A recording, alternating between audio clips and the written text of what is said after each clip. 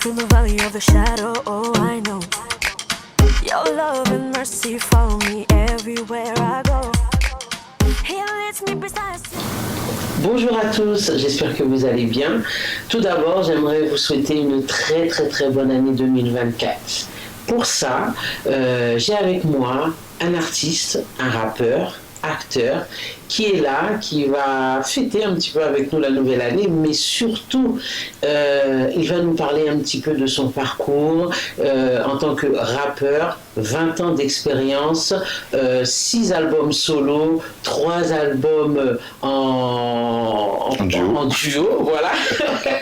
En duo, vous avez entendu sa voix, c'est Alibi Montana qui est avec nous. Bonjour Alibi, comment ça va? Bah écoute, bonjour Venise, très bonne année à toi et à tous ceux qui nous regardent. Merci beaucoup. En tout cas, merci pour avoir répondu présent justement à notre invitation aujourd'hui. Tu vas un peu nous parler de toi. Je suis sûr que c'est pas toujours facile de parler de soi, mais ma vie, mon combat, c'est comme ça parce que Alibi Montana est un homme qui a mené un combat justement pour arriver là où il est, puisqu'aujourd'hui c'est un homme épanoui dans son domaine. Il fait énormément de choses, mais je vous laisse le découvrir. Il va nous parler un petit peu de lui. Donc Alibi, dites-nous déjà dans un premier temps qui est Alibi et d'où vient Alibi. Alibi, c'est Nickerson Saint-Germain, oui. Vu qu'on est dans l'intime aujourd'hui. Exactement. Et Nickerson, c'est un jeune de la Courneuve, de la cité des 4000. Donc je viens de là-bas. Donc c'est là-bas que j'ai grandi. Donc avec mon frère, ma soeur et mes parents, et puis tous mes amis d'enfance avec lesquels j'ai fait plein de choses là-bas, qu'on est enfant, jusqu'à la France, etc. Et puis jusqu'à arriver à la musique, qui était pas tout de suite, mais quand j'ai commencé, quand j'ai décidé de faire de la musique, en fait, et je cherchais un nom. Et c'est eux qui m'ont dit, mais pourquoi tu t'appelles pas Alibi? Parce qu'on t'appelle déjà tous Alibi. Il faut savoir que tous mes copains et mes copines m'appelaient Alibi. Ça n'avait rien à voir avec la musique à l'époque. C'était parce qu'à l'école, j'étais celui qui trouvait les meilleurs alibis pour tout le monde. Donc c'est pour ça, tu vois, pour gruger les parents, pour prendre les mots dans les boîtes aux lettres, tous les trucs qu'on pouvait faire en douce aux professeurs, j'avais toujours la meilleure façon de le faire. Voilà. Et ils m'ont tous appelé Alibi, voilà. D'accord. Alors c'est vrai que tu viens d'une cité, comme tu viens de le dire, de la Courneuve, et tout de suite après, tu t'es mis dans le rap. Est-ce que c'est une obligation d'être rappeur quand on vient d'une cité? Non, absolument pas, c'est pas une obligation. Après, moi, je me suis intéressé à ça parce que j'ai commencé à écouter les rappeurs américains à l'époque. J'écoutais des gens comme Public Enemy, comme Nas, les Coogee, Wu-Tang, des choses comme ça qui me parlaient. Et puis après, j'ai voulu faire un peu la même chose. J'ai commencé à écrire un peu les premiers freestyles en français, mais vraiment pour m'amuser dans le bâtiment avec mes potes. Donc on s'amusait comme ça, à faire des freestyles, à faire un peu d'impro sur des instrus, justement des instrus américains. On va dire c'est ça mon approche, ma première approche de la musique, mais sans penser l'histoire de carrière ou de faire des disques. J'étais loin de là. Hein. Après, quand on vient de la banlieue, on a forcément une étiquette, même qu'on veut faire autre chose, parce que même à l'heure d'aujourd'hui, les gens qui veulent lancer leur business, leurs entreprises, ils se heurtent toujours à l'adresse. Quand tu habites à la Courneuve, tu habites à Mantes-la-Jolie, tu habites à Clichy-sous-Bois, c'est toujours des adresses qui inspirent la méfiance, même quand tu es face à des interlocuteurs.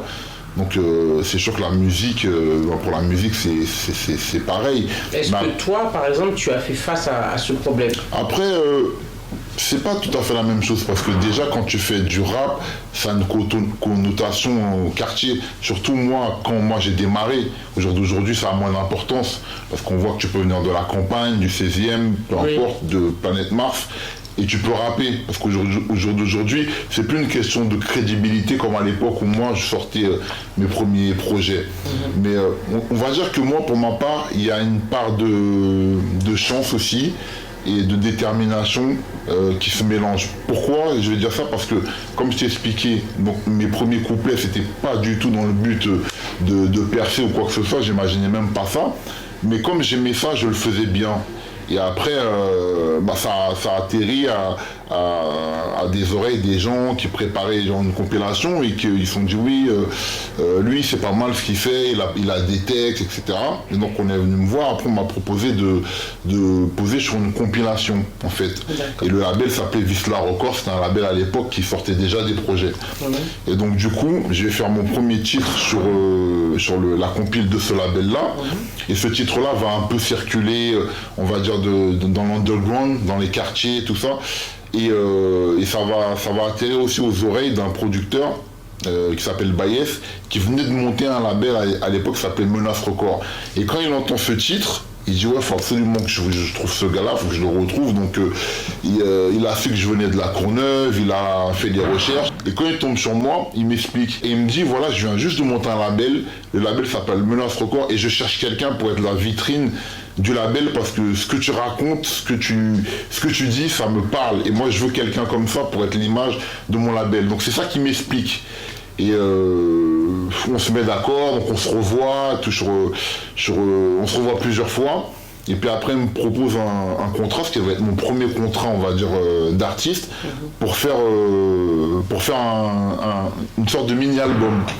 Donc on se met d'accord, je signe ce contrat-là avec lui. Et à partir du moment où je signe ce contrat avec lui, je rentre en studio pour enregistrer ce qui va être mon premier disque, qui va s'appeler T'as ma parole. Et c'est un disque que je fais, on va dire, je le fais entre la rue et le studio. Ça veut dire que je suis beaucoup dans la rue, je suis même plus dans la rue que dans le studio. Je continue mes trucs avec mes potes, mes trucs de quartier. Donc il m'accompagne même des fois au studio. J'arrive très en retard parce que je suis beaucoup dans la rue, mais je finis quand même par enregistrer le disque, à faire tous les titres. Je crois que c'était 13 ou 14 titres à l'époque. Et c'est comme ça que je vais sortir mon tout premier CD dans l'industrie, quoi. D'ailleurs, c'est vrai que dans le clip de T'as ma parole, on voit vraiment tous les gens de la cité qui t'accompagnent. Est-ce que pour toi, justement, c'était important de les faire participer dans le clip? Quel message tu avais envie de passer dans cette musique? Alors, c'était important parce que déjà, à cette période-là, les gens ne croyaient absolument pas au rap, que ça puisse être quelque chose de constructif, mais même niveau parental, c'était encore pire. C'est-à-dire tout ce qui était oncle, tante, les parents ne croyaient pas du tout en ça.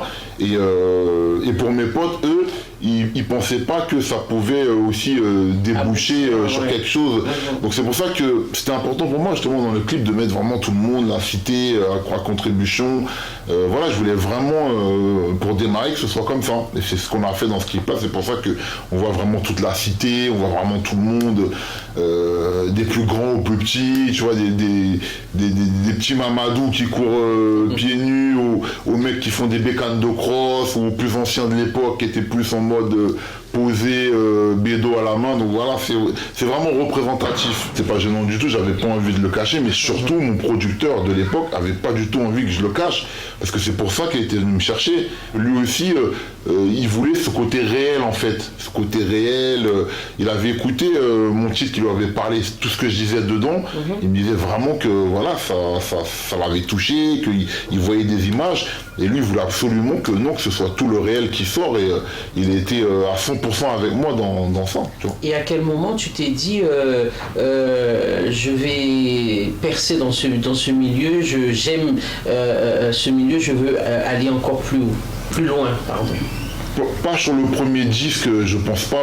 Bon, on va dire que le premier disque, c'était quand même bien parce que les gens qui m'entouraient, le fait en fait de pouvoir aller acheter un CD dans un magasin, on va dire que pour beaucoup qui étaient avec moi, c'était quelque chose d'incroyable. Il faut resituer l'époque quand même. C'est-à-dire que voilà, on parle de freestyle dans les bâtiments, avec un poste à cassette, tu mets un instru, tu rappes comme ça vraiment pour t'amuser, à avoir ton disque qui est vendu à la Fnac, à Carrefour, au Auchan, tout ça.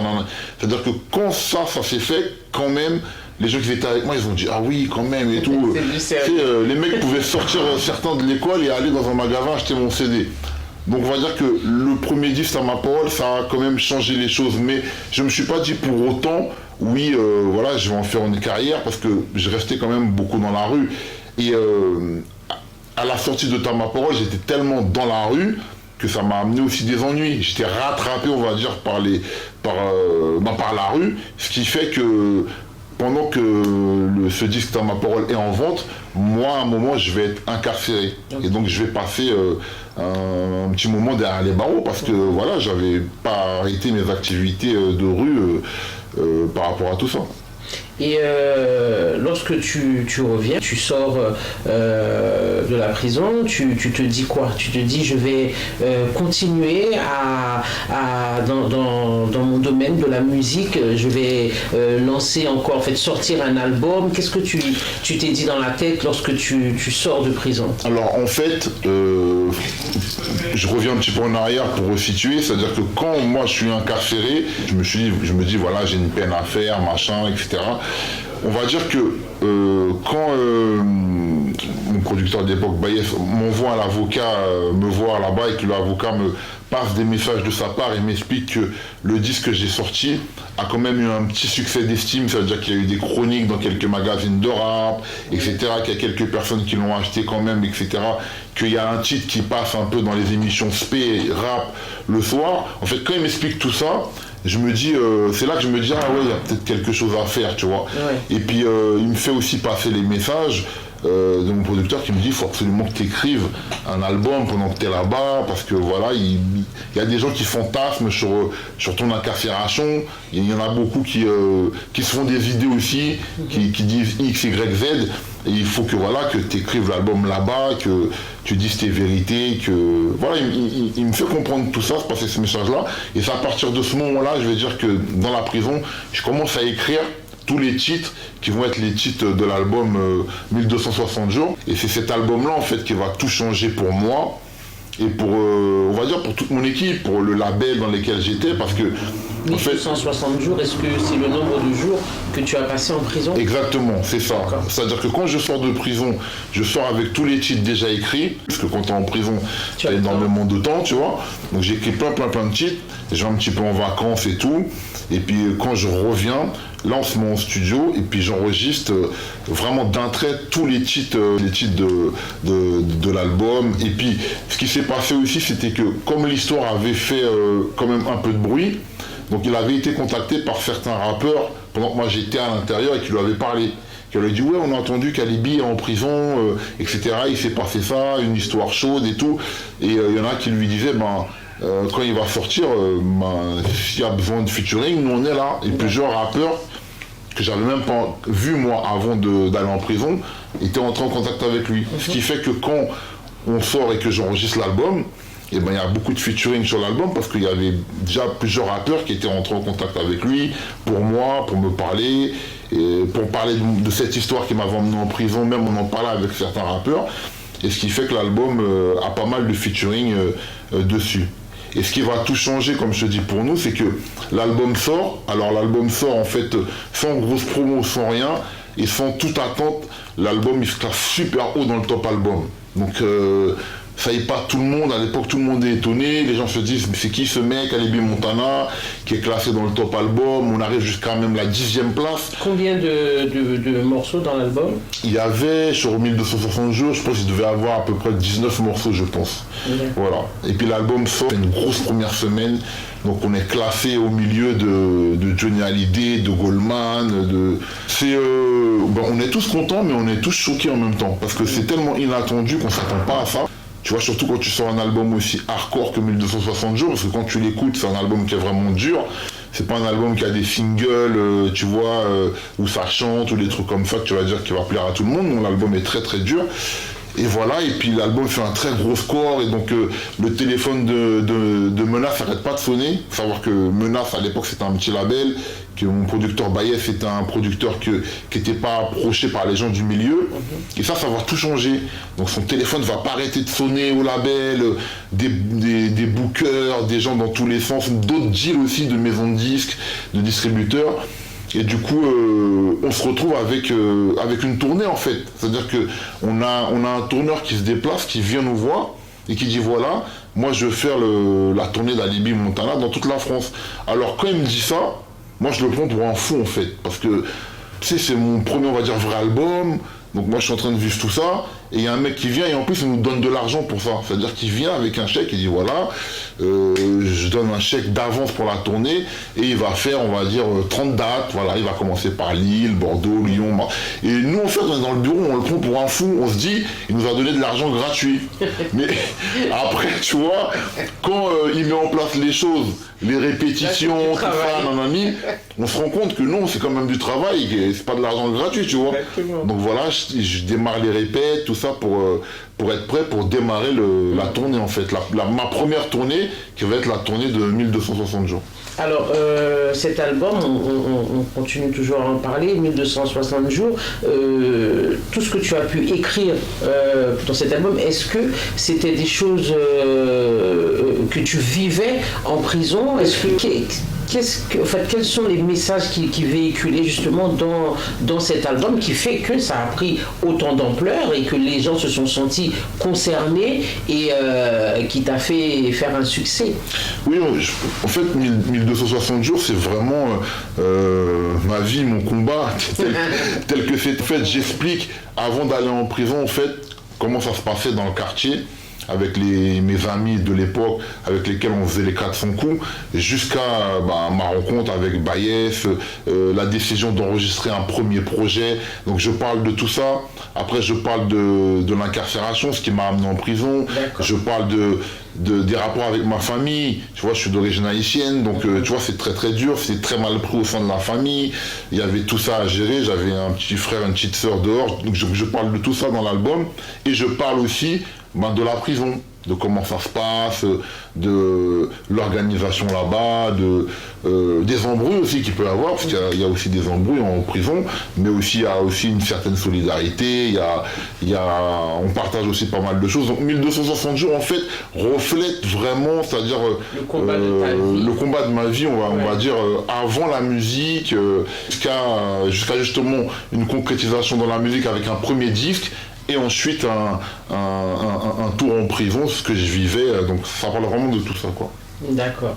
Alors aujourd'hui, 20 ans de carrière dans la musique, tu touches aussi au cinéma, donc tu as sorti un film, enfin tu es dans un film qui est sorti il n'y a pas très longtemps, il y a un an et demi, Le Braconnier. Le Braconnier, donc tu vas aussi nous en parler. Et pourquoi avoir voulu essayer le cinéma? Tu voulais autre chose, voir autre chose que le rap? Parce que tu as reçu plusieurs prix et on va en parler aussi concernant plusieurs prix, la musique. La musique, des disques d'or. Ouais. Donc voilà, plusieurs récompenses aussi, même à l'étranger. Et en fait, le cinéma, ça m'est tombé dessus. J'ai toujours aimé, parce que je suis quelqu'un, j'adore les films, tu vois, j'aime les films d'action, les films de gangsters, les films d'horreur, tout ça. Je suis un cinéphile, je regarde beaucoup le cinéma. Mais quand je dis ça m'est tombé dessus, c'est parce qu'en fait Sébastien Jiménez, le réalisateur du film, alors c'est quelqu'un qui a beaucoup écouté mes albums, 1260 jours, Numéro d'écrou, Prêt à mourir pour l'aimer, Inspiration, il les a tous écoutés. Et en fait, mon premier contact avec lui, c'est sur les réseaux sociaux. Il m'envoie un message en privé sur Instagram où il m'explique tout ça. Il me dit voilà, je suis un réalisateur, j'ai déjà fait plusieurs films. Là, j'ai écrit un film qui s'appelle Le Braconnier. Il m'a dit je te connais très bien, enfin musicalement, parce qu'il m'a dit je connais tous tes albums, un peu ta vie parce que j'ai beaucoup écouté. Et il m'a dit dans Le Braconnier, j'ai le rôle d'un chef de gang. Et moi, c'est toi que je vois pour jouer ce rôle-là. C'est ce qu'il m'explique. Donc, par rapport au message, on s'échange nos numéros de téléphone. Après, on se parle de vivo au téléphone. Donc, il m'explique tout ça. Lui, c'est un Lyonnais, donc il vient de Lyon. Il me dit, voilà, je vais venir te voir sur Paris, etc. Et puis, il vient me voir avec le scénario. On parle et tout, on mange ensemble, on passe un bon moment, il m'explique tout ça. Et c'est comme ça que moi, j'accepte de jouer dans son film et de jouer le rôle du chef de gang dans Le Braconnier. Et comment on se sent dans le rôle du chef de gang? Honnêtement, j'étais très à l'aise. J'ai joué avec des acteurs chevronnés qui m'ont mis à l'aise, des gens comme Alex Chevalère, qui est un acteur qui joue dans plein de films, qui a joué dans Les Choristes, qui a joué dans plein d'autres films, et qui sont des gens qui m'ont mis très à l'aise, quoi. Voilà, il y a un bon feeling qui est passé. Ils avaient écouté aussi certains de mes titres que leur avait fait écouter le réalisateur, Sébastien. Et il connaissait quelques titres, comme par exemple le titre avec Jams, les titres, on va dire, plus grand public. Et puis on a passé des très bons moments sur le tournage. J'avais une bonne complicité, on se donnait la réplique. Et ça s'est vraiment très très bien passé. Et aussi, ce qui était bien, c'était que on a tourné à Paris, on a tourné à Lyon aussi. Donc à Lyon, il y avait pas mal de Lyonnais qui venaient sur le tournage, qui sont des gens qui, pour certains, qui ont grandi avec mes albums et qui venaient et qui donnaient beaucoup de force pendant le tournage, tout ça, ça s'est vraiment très bien passé. Et où est-ce que justement on peut, puisque le film est déjà sorti depuis un an et demi, où est-ce qu'on peut regarder ce film pour les personnes qui aimeraient justement visionner ce film? Alors les gens par exemple qui veulent le voir le plus rapidement possible, et même tout de suite, ils peuvent aller sur le site Allociné. Et sur Allociné, ils y vont, ils tapent Le Braconnier, et ils auront la possibilité de le voir en entier sur Allociné. D'accord. Alors il y a aussi, il n'y a pas que le cinéma, donc tu es toujours dans le milieu de la musique, tu viens de sortir un single avec un DJ Congélateur. Ça s'appelle Ça va aller, et c'est avec un jeune artiste ivoirien qui a pas mal de buzz en Côte d'Ivoire, DJ Congélateur. Et là, il est encore en France, là, justement, pour qu'on fasse la promo de ce titre et de ce clip. D'accord. Merci Alibi. On va en profiter maintenant pour inviter notre DJ Congélateur qui est là, qui est parmi nous. Donc c'est un plaisir de le recevoir. Mais moi, j'aimerais quand même lui demander pourquoi... qui est fraîchement arrivé de la Côte d'Ivoire. C'est toi, Congé. Il est très galant, notre Congé. Il est très content de te voir. Bonsoir, maman. Je suis très très contente de te voir. Donc pourquoi un congélateur? Pourquoi ce nom? Pourquoi tu t'appelles Congélateur? Qu'est-ce qui t'a inspiré dans ce nom? Pourquoi t'as eu envie de t'appeler comme ça?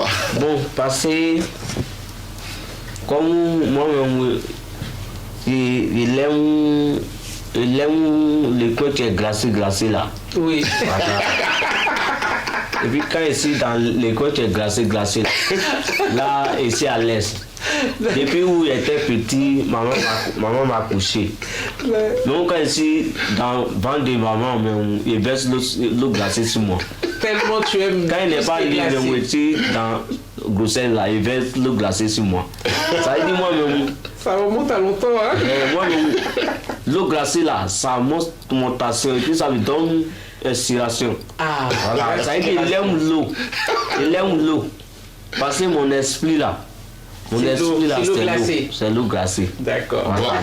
Bravo Venise. Tu sais que depuis qu'il est en France, on a fait plein de médias ensemble. C'est la première fois qu'il donne vraiment l'explication de son nom. Donc bravo Venise. T'es la première journaliste qui lui fait vraiment expliquer ça. Puis, quand il chante, voilà, ici assis dans le glacé, le coin qui est glacé, et puis ici en train de chanter comme Daïchi, Arafat, ici à l'est. Ici à l'est. Et puis, les personnes là, mot du français là, ça parle bien quoi. Mais si ici dans la chaleur, et puis. Ça va pas. Ça va même pas même. Et puis c'est bizarre. Et puis tout ce qu'il parle, même, c'est moi, il n'entend plus. C'est ton petit. Voilà, il y a des gens qui prient avant de monter sur scène, il y a des gens qui font d'autres choses monter sur scène, mais toi, ton truc, c'est la glace, c'est l'eau glacée. C'est ça, hein? Oui. Voilà, c'est bien. Et donc, quand Alibi t'a proposé de faire cette collaboration avec vous deux, bon, comment ça s'est passé? Tu étais ravi, content? Comment? Oui, c'est content. Pareil, les artistes français là, on ne gagne pas un coin pour faire pitiner avec eux. Si tu as eu un pour trapper son cavalier, jamais les laisser. Voilà. Moi, je ne connais pas à Paris. Mais Dieu m'a fait, il est arrivé à Paris. Donc, et puis les artistes des Français là, je chante avec eux, je fais pitiner avec eux, et puis je suis content, et puis ça me plaît. Là, un jour, il est arrivé à Boudokro, mon nom, ça a plu partout. Quand j'ai fait pitiner avec un artiste français, tu vois, non, quand c'est comme là, ça me donne dose, ça me donne inspiration. Et puis tu sais aussi, pour la petite histoire, donc Congélateur plus jeune m'avait vu, parce que j'avais fait un morceau avec DJ Arafat. D'accord. Feu DJ Arafat à l'époque, et j'étais parti donc en Côte d'Ivoire pour la promo de notre morceau. Et donc il était plus jeune à l'époque, mais c'est des choses qui lui ont beaucoup parlé. Et il est très fan d'ailleurs de Arafat. Et c'est vrai que Congélateur s'est dit que s'il pouvait faire un morceau avec moi, comme j'avais pu faire avec Arafat à l'époque, et ben ce serait vraiment, voilà, il est très honoré de ça et c'est ce qu'il m'a expliqué quoi, en fait.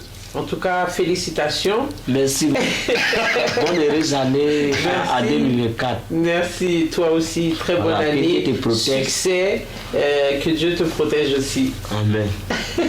Parce qu'Arafat a fait Pitini avec Ali Bimotana. Oui. Donc moi aussi, ici les collègues de Yoruba, ici le Yanda Daichi. Donc ici venu à Bengue, il veut faire Pitini avec Ali Bimotana aussi.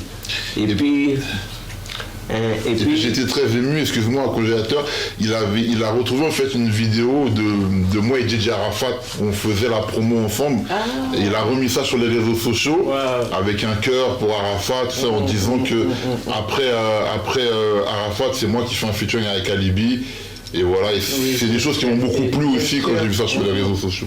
Merci beaucoup Alibi, merci Didier Congélateur. Moi j'étais très content de faire ta connaissance. Et puis le single ça va aller. Le clip est sorti en plus. Le clip est disponible sur YouTube partout. Et ça va aller, le single est disponible sur toutes les plateformes. Voilà, ça commence à jouer un peu ici en France sur les radios. À Abidjan, ça joue déjà. Un Congélateur. Ouais, la famille. Voilà. C'est ça, papa Alibi parle là. Dans la showbiz là, dans le business là. C'est un travail qui avance. Il ne faut jamais baisser les bras. Toujours ton bras, ils sont quoi? Donc le truc disparaît ou dit. Allez-y sur plateforme pour aller télécharger. Merci pour aller beaucoup. partout dans Paris là, tous les wesh. On peut plus l'arrêter là. C'est fini là. Là c'est Abidjan qui parle, là. C'est tout Abidjan qui parle. Tous les wesh. Merci beaucoup Didier. Merci Congé, super. Tout merci est dit. à vous les téléspectateurs. Puis je vais remercier aussi nos partenaires, Ubiz News, Unity Génération, Combit Agency, IT People Magazine, Chocarella, N32, Samuel Rose Productions. Merci à tous ces partenaires qui fait que cette émission puisse être réalisée. Et nous, on se retrouve très très très bientôt avec d'autres sujets sur Ma vie, mon combat. Merci papa. Merci mon papa Nama Bouaké. Even though I walk through the valley of the shadow, oh, I know your love and mercy follow me everywhere I go.